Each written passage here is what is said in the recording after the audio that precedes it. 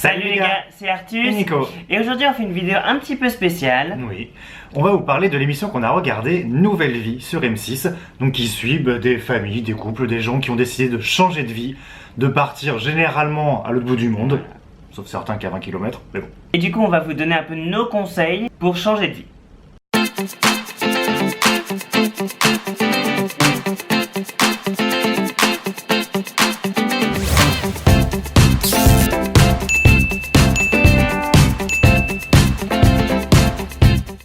Donc vous savez, à la télé, on aime bien les reportages. Hop, il va déménager à l'autre bout du monde. Voilà, ces Français qui partent vivre sur les îles, au fin fond de l'océan Indien, et tout relancer.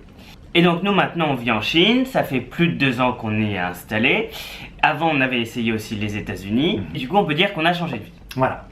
Et ce type de reportage, on le trouve toujours très intéressant. C'est bien de montrer ça, qu'on peut tenter, qu'il faut y aller, que c'est des super expériences, etc. Mais il manque toujours beaucoup de choses. Et du coup on va essayer d'y remédier aujourd'hui. Par contre ce qui est bien dans l'émission, c'est qu'il donne une bonne image des gens qui changent de vie, qui partent à l'étranger. Parce qu'on sait que c'est pas toujours bien vu de s'expatrier. Alors ce qui manque presque toujours, ce sont les préparatifs. Et ça, on le sait maintenant que finalement... Ouais, ça on peut pas partir du jour au lendemain comme Non, ça, voilà. parce qu'on est tombé amoureux d'un endroit. Et que plus il y a de préparatifs et mieux c'est en fait quand même. Faut pas trop se presser parce que ça peut être vraiment compliqué après. Alors déjà, où vraiment aller? Voilà. Parce que franchement, on peut tomber amoureux de n'importe où dans le monde. C'est vrai. Hein, c'est vrai. Tout le continent en vacances. Voilà. Tout est On sera au magnifique. Cambodge, Hein. hein. Voilà. On serait au Cambodge, on serait en Malaisie, on serait en Floride, on serait en Amérique du Sud, il n'y a pas de souci. Oui, il y en a des beaux endroits.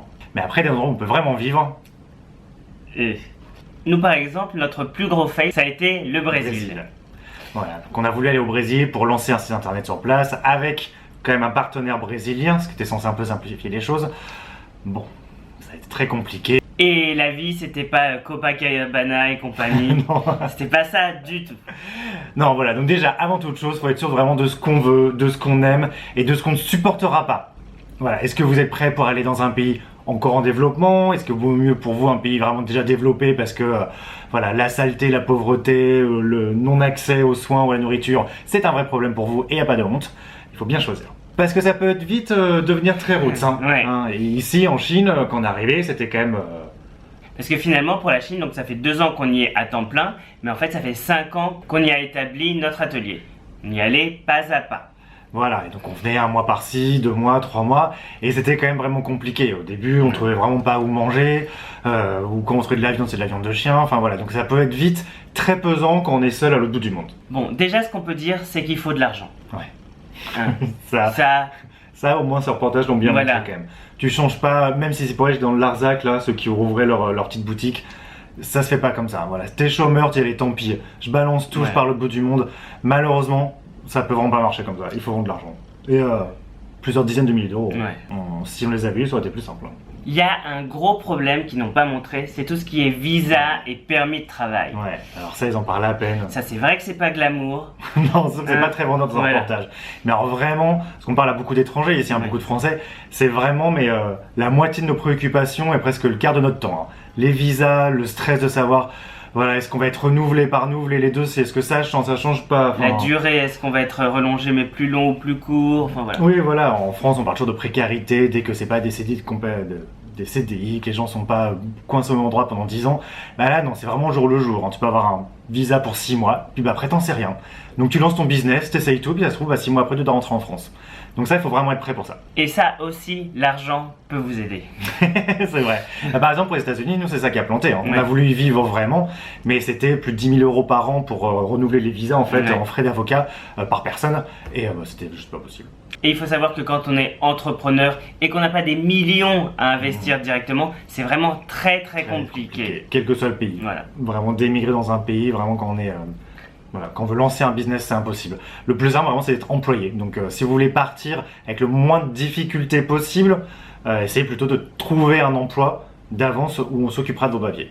Et ça, l'hôtellerie, la restauration, si vous êtes chef, si vous êtes pâtissier, enfin là, vous pouvez changer de vie comme vous voulez. Ouais. Quand vous avez bien choisi votre pays, la ville, il faut quand même aller même jusqu'au quartier en fait. C'est pour ça qu'on dit qu'il faut s'y rendre quand même avant pour vraiment bien explorer. Donc on peut y aller une fois pour tomber amoureux là, comme ça, mais il faut quand même y aller une fois pour vraiment préparer. Voilà, voir où est-ce qu'on peut vraiment vivre, où est-ce qu'on sera bien et prévoir que ça ira quand même pas et qu'il faudra peut-être redéménager dans les 3 à 6 mois. Mais ça peut être compliqué. Ça, rien qu'en France, hein, on s'est planté. Oui. Hein. Quand on a emménagé à Marseille, c'était pas du tout le bon quartier qu'il nous fallait. Ça paraissait très bien. Voilà.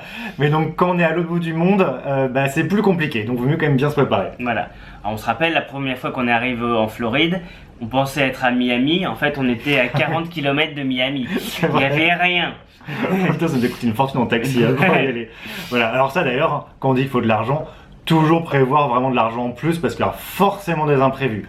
Le truc, ça démarre déjà à l'aéroport où finalement tu es en surpoids et il faudra payer. Le taxi où finalement c'est plus long ou plus cher parce que quand on regarde les prix sur internet, sur Google, c'est jamais vrai. A priori, même si vous voulez faire un blog, si vous voulez faire un vlog de vos exploits, de vos péripéties, vos périples, tout ça, ça ne payera pas vos factures. Non, non, ça on l'a vu là dans le Oui. dernier de Nouvelle Vie, oui, où ils pensaient du coup vivre de leur blog, de leur vlog sur YouTube.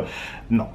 Vraiment, il y a 10 millions de personnes à faire ça, il y en a peut-être 100 sur les 10 millions à en vivre, donc faut pas compter là-dessus. Il y a aussi le problème de la création de la société. Ouais. Ça, finalement, dans tous les pays, c'est pas toujours pareil. Ici, par exemple, en Chine, une société ne peut pas appartenir à 100% à des étrangers. Ouais. Oui, c'est compliqué, donc il faut toujours trouver donc, le bon avocat ou le bon juriste qui pourra vous aider à faire ça, et surtout le bon qui connaît bien un peu toutes les ficelles pour réussir à légalement faire la chose la plus simple quand même pour vous.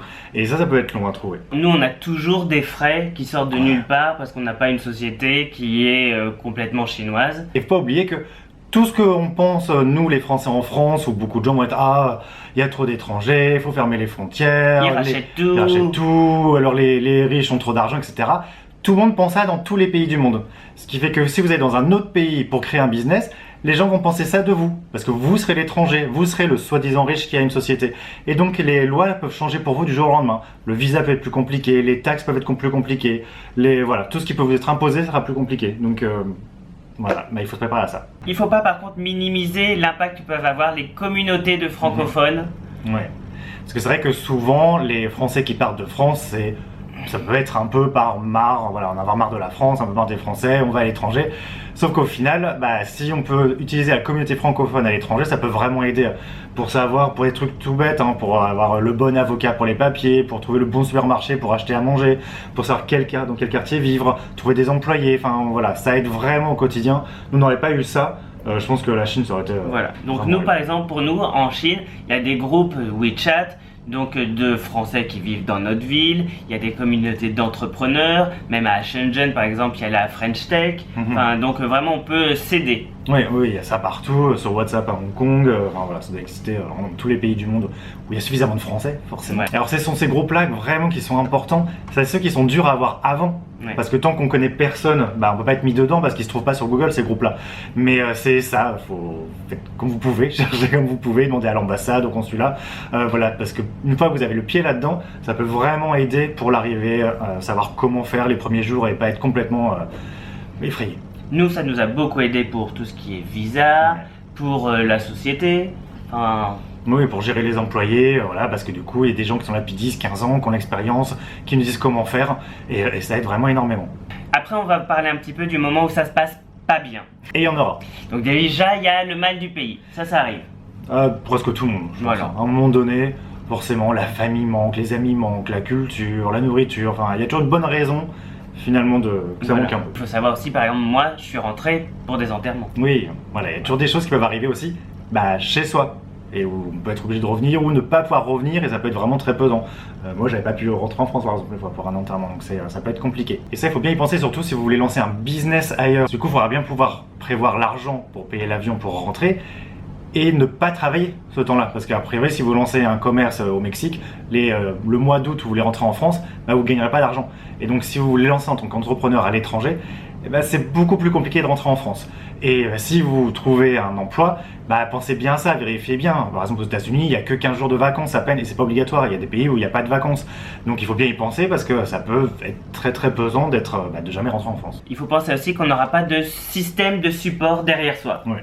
Voilà, parce que il n'y a pas les parents, il n'y a pas la famille qui est derrière, tout ça. Oui, il faut vraiment se débrouiller tout seul, et même si on peut leur parler très souvent sur FaceTime, etc., c'est difficile d'avoir un vrai soutien de personnes qui n'ont pas vécu la même chose, hein, parce qu'ils ne comprennent pas vraiment ce qui se passe, et voilà, et du coup il y a toujours un petit manque. Voilà, puis le téléphone ça fait pas tout, le décalage horaire c'est pas pratique. Et puis, nous, c'est ce que je vis un peu maintenant, c'est qu'au bout d'un moment, donc vous, la France peut vous manquer, mais vous manquez aussi à votre famille. Et du coup, au bout d'un moment, elle va peut-être un peu moins vous soutenir. Ah, mais si, reste, tu vas y arriver, parce qu'elle aussi aimerait bien que vous rentriez en France.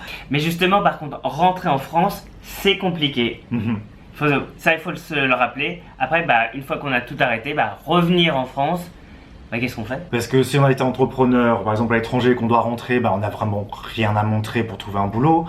Si on a travaillé, parfois c'est pas forcément très bien considéré, malheureusement par les entreprises françaises.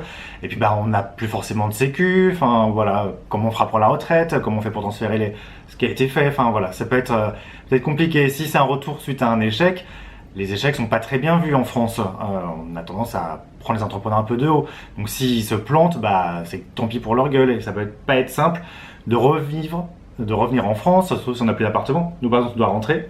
Ouais. On n'a plus d'appartement, plus de voiture. Chez les parents. Qu'est-ce qu'on fait? Voilà, on va chez les parents parce qu'on peut pas, on n'aura pas de fiche de paye, on pourra pas louer un appartement en arrivant.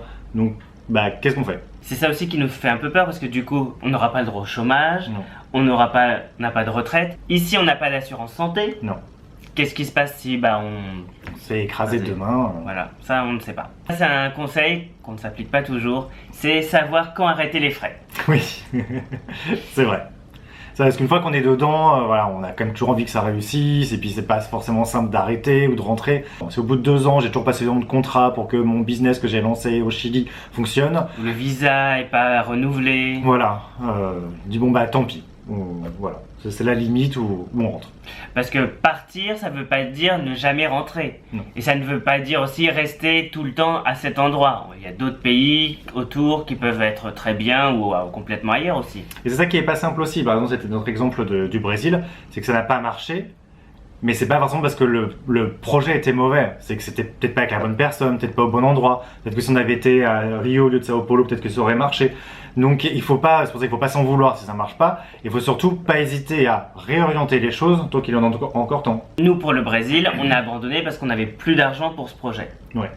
Et donc nous on a mis un trait et du coup on est passé à un autre projet. Donc comme quoi il faut vraiment bien prévoir ça quand même en fait. Faut vraiment pas avoir de l'argent pour avoir besoin de réorienter si besoin. C'est ce qui se fait beaucoup en Asie, enfin en Chine c'est beaucoup comme ça, on lance un projet, hop, et c'est en cours de route qu'on le réoriente comme il faut, donc il faut prévoir les fonds pour ça. Donc malheureusement, on le répète beaucoup ça, mais vaut mieux avoir un peu d'argent pour y arriver. Money. Juste pour avoir de l'argent pour un billet de retour. Oui, ça vaut mieux le garder de côté. Toujours avoir un petit pécule de côté. Enfin, on fait pas cette vidéo pour décourager tout le monde de partir. Vous savez que nous, on pousse toujours les gens à voyager, on pense que c'est vraiment important, qu'on ne peut pas être un bon citoyen, un bon démocrate, bien comprendre son propre pays si on ne va pas voir les autres. Donc on vous le dit vraiment, allez-y.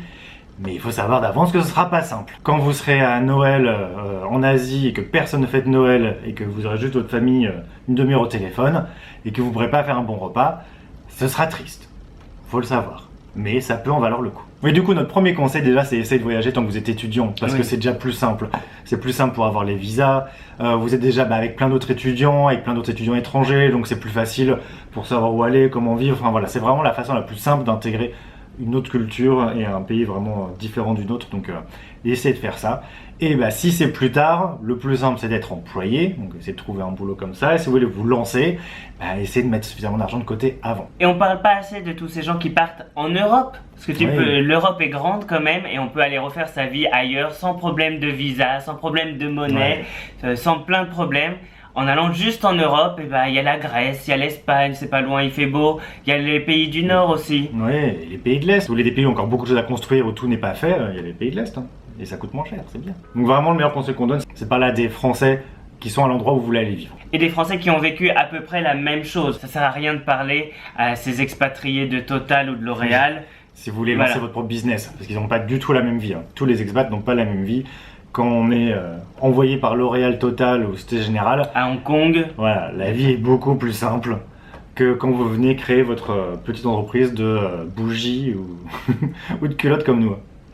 Bon voilà, on espère qu'on vous a pas trop déprimé. Nous en tout cas, on est toujours en Chine, on tient le cap et on vous fait des bisous bisous.